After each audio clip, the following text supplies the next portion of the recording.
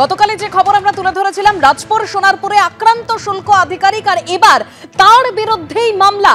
আক্রান্ত কেন্দ্রীয় আধিকারিকের বিরুদ্ধেই শ্লীলতাহানির অভিযোগে মামলা দায়ের করা হয়েছে।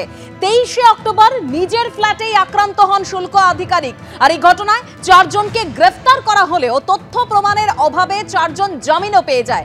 যে সিসিটিভি ফুটেজ আক্রান্তের দেওয়া সেই ভিডিও আমরা রেখেছি, একেবারে দেখা যাচ্ছে সেখানে অভিযুক্তরা তারা ঢুকছেন, এক নয় অনেকজন একসঙ্গে রয়েছেন। এবং যেটা জানা গিয়েছিল, শুল্ক আধিকারিক তিনিও বলেছিলেন একসঙ্গে 53 জন ফ্ল্যাটে ঢুকেছিলেন।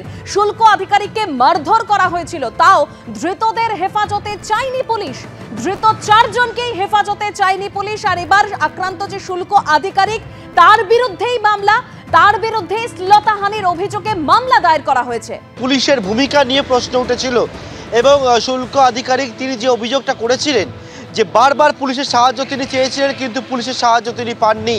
এবং তার পাল্টা আজকে পুলিশ সাংবাদিক বৈঠক করে এবং সেই সাংবাদিক বৈঠক করে তার পাল্টা উত্তর কিন্তু পুলিশ আজকে জানিয়েছে।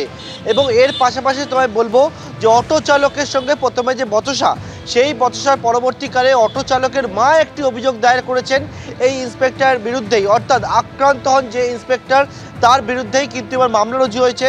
এবং সেই মামলাতে হচ্ছে শ্লীলতাহানি অর্থাৎ জামিন অযোগ্য ধারা সহ একাধিক ধারা তার বিরুদ্ধে কিন্তু মামলা রুজু, সেটা বারুইপুর জেলা পুলিশের তরফ থেকে বলা হলো, তারা কিন্তু করেছেন।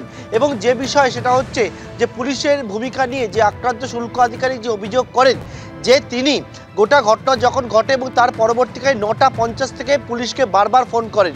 প্রথমে তিনি জানান যে 100 ডায়ালে কল করেন, তারপর সেখান থেকে নরেন্দ্রপুর থানা, তার পরবর্তীকালে সোনারপুর থানায় গোটা বিষয়টা জানান। এমনকি যখন আবাসনের মধ্যে জড়ো হয়েছে তখনও কিন্তু তিনি ফোন করেন। তার পরবর্তীকালে যখন ভাঙচুর হয়ে যায়, তাদেরকে আক্রান্ত হতে হয়, তারপরে তিনি পুলিশকে ফোন করেন, তারপর পুলিশ আসে। আজকে পাল্টা পুলিশ সাংবাদিক বৈঠক করে যে বিষয়টা জানান যে শুল্ক আধিকারিক কোনো ফোনই করেননি। এবং পাশাপাশি পুলিশ জানায় রাত্রি 11:30 নাগাদ ওই আবাসন থেকে কেউ একজন ফোন করে এবং ফোন করার পর সঙ্গে সঙ্গে পুলিশ কিন্তু সেখানে গিয়ে পৌঁছায়। কিন্তু একেবারে যেটা অভিযোগকারী যেটা অভিযোগ করছেন অর্থাৎ শুল্ক আধিকারিক, যে তিনি বারবার পুলিশের সাহায্য চেয়েছিলেন, তারপরেও পাননি, পাল্টা পুলিশ কিন্তু এই বক্তব্য রাখেন। অন্যদিকে আক্রান্ত হয় যে ব্যক্তি, যার মাথা ফাটিয়ে দেওয়া হয়, একজন ইন্সপেক্টর যিনি হচ্ছেন জিএসটি অ্যান্ড কাস্টমসের ইন্সপেক্টর, তার যেটা অভিযোগ যে 23 তারিখ তিনি যখন যাচ্ছিলেন তার পরবর্তীকালে অটোর সঙ্গে বচসা এবং তারপরে এমন পরিস্থিতি হলো যে আবাসনের মধ্যে জড়ো হলো প্রায় শতাধিক মানুষ, তার মধ্যে 50-53 জন।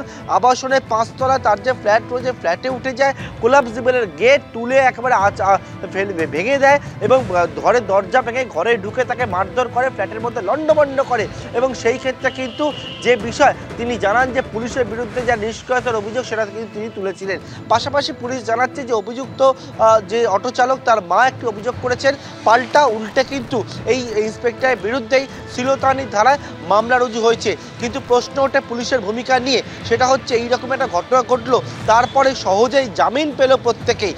যে ধারায় মামলা করা হয়েছিল তার মধ্যে একটি হচ্ছে শুল্ক আধিকারিকের করা যে মামলা, তার মধ্যে একটি ছিল জামিন অযোগ্য ধারা। এবং সেক্ষেত্রে পুলিশকে কাছ থেকে জানতে চাওয়া হয় যে তারা কি জামিনের বিরোধিতা করে তাদের কি কোনো রকমভাবে যে পুলিশ কাস্টাডি প্রেয়ার করেছিল, পুলিশের তরফ থেকে জানিয়ে দেওয়া হয় যে কোনো প্রেয়ার কিন্তু তারা করেননি। পুলিশ কাস্টাডি প্রেয়ার তুমি পুলিশের কথা বলছিলে, আমাদের প্রতিনিধি পার্থপ্রতিম ঘোষ যেরকম জানাচ্ছিলেন যে পুলিশের নিষ্ক্রিয়তার অভিযোগ করেছেন শুল্ক আধিকারিক, আর আক্রান্তের সেই অভিযোগ বারুইপুর জেলার পুলিশের তরফে খারিজ করে দেওয়া হয়েছে।